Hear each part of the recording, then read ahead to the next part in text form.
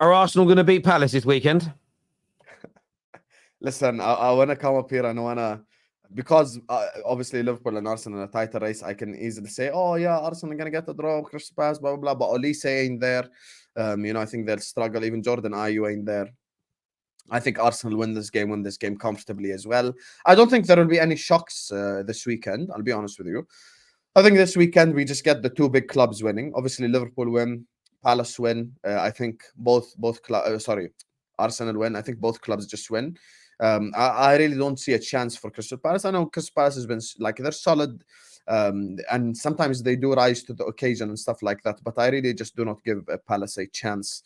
This Saturday, like maybe 1% chance, but I think Arsenal win the game with ease. To be honest with you, so yeah, that's my honest thoughts on the game. And look, it's time for these players to step up. Obviously, if they can't make signings due to FFP and stuff like that, fair enough. But now Saka needs to step up. Now, the likes of Martinelli and others all need to step up. They need to take it to the next level. So these guys need to start scoring goals if they want to win this league seriously. And I think if Arsenal do lose against Crystal Palace or draw or something like that, then I think all hell is going to break loose in the Arsenal fan base. But I do expect them to win, to be honest with you. I think they'll win.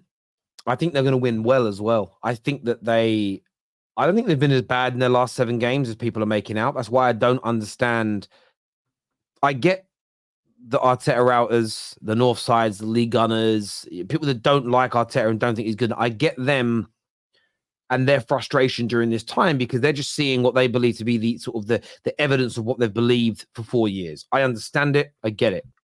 You see, Arsenal fans have been fervently behind him, just completely and flagrantly disregarding that and going straight to we're done, we're finished after a bad run of form. But they've actually not, in terms of results, I don't think their performances have been as bad as people have made out.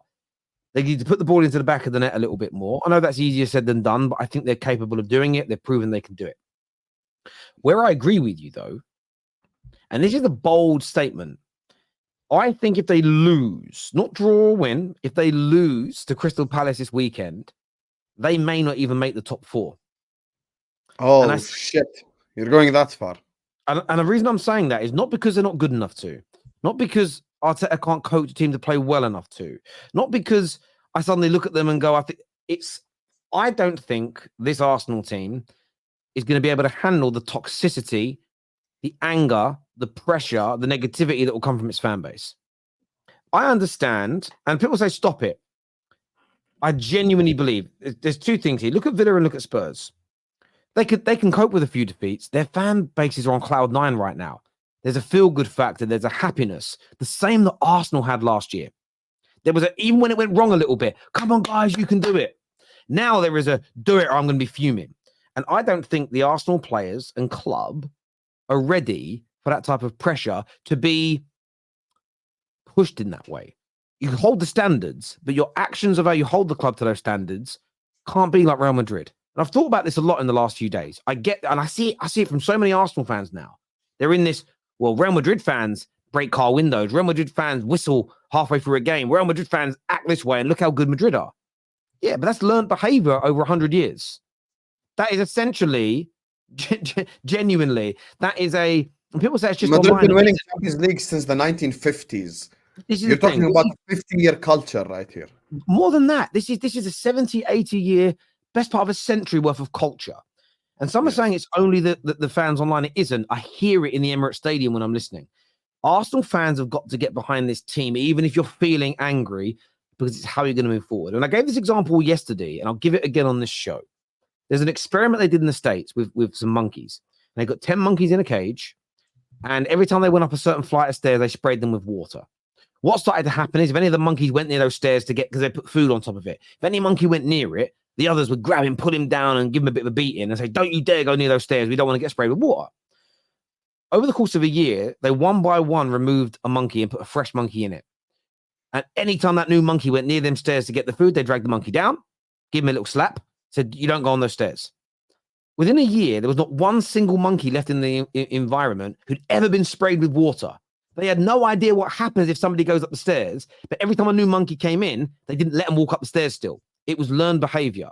So you don't need to be a Madrid fan who's experienced every trophy they've won. You don't need to be a player or a manager or a board member who is part of every success the club's had in the last 70, 80 years. But it's learned behavior. Arsenal cannot behave like that towards their team now after 20 years of failure, after 1 year of challenging. They're not ready for it. They're not ready for that type of behavior as of now. It's something you build to. They are still in the phase where they need far more support. They need more carrot than they need stick as of right now. That doesn't mean you relinquish the standards, but how you apply that standard has to be different. So my view is, if they get a terrible result this weekend, as you've already said, I think the toxicity could become so bad, Arsenal fans end up contributing. They're not the sole reason, but contributing to the season really unraveling, because I don't think Spurs and Aston Villa are going anywhere. Spurs and Aston Villa are going to keep winning at a similar rate they're currently winning at.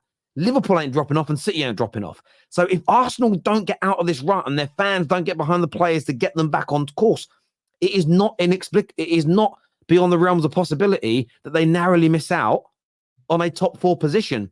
I don't believe that Spurs are falling away. They didn't fall away when they had the injuries. All their players are coming back. Villa looks set to be in and around this standard all year. So Arsenal players need to step up. The manager has to step up. They have to win this game. But listen, Arsenal fans can do what they want. I disagree with you is Aston Villa. That's the one I will say. You think they're going to fall off? You think they're going to fall off? I think Spurs probably make top 4, but I think Aston Villa fall off 100%.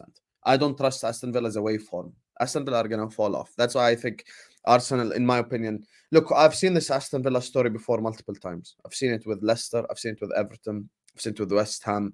They end up falling off towards the end because their squads and their starting 11s aren't as good as the other starting 11s and other squads. And then come crunch time, when it's needed for them to win points, they end up dropping points. Now, Unai Emery's done a fantastic job with Aston Villa and stuff like that, but I think Aston Villa probably end up finishing 5th. So I don't think I think Arsenal are set, in my opinion, for the top 4. I think Liverpool, City, Arsenal, and Spurs, for me, these 4 are going to finish in the top 4.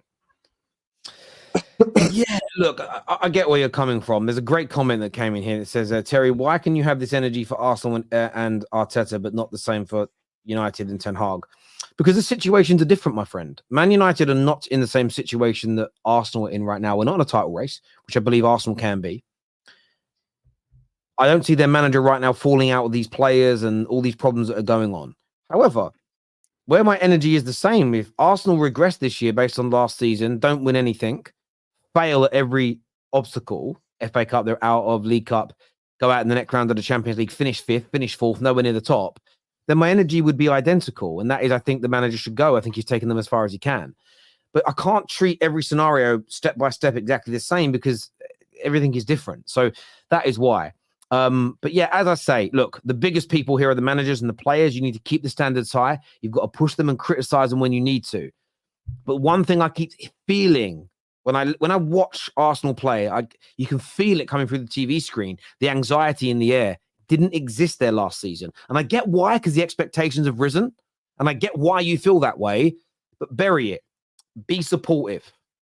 Keep clapping them. They might miss 10 chances. I know you miss. Oh, I'm annoyed, but come on, keep going. They'll do it. They need the encouragement, this team. Now, you don't have to listen to me. You can do whatever you want.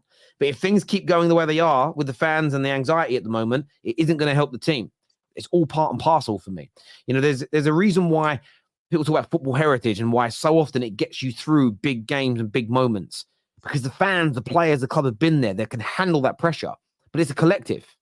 Real Madrid fans don't get nervous when they're losing quite late in a Champions League knockout game, because they know the team can pull it off. They cheer them on.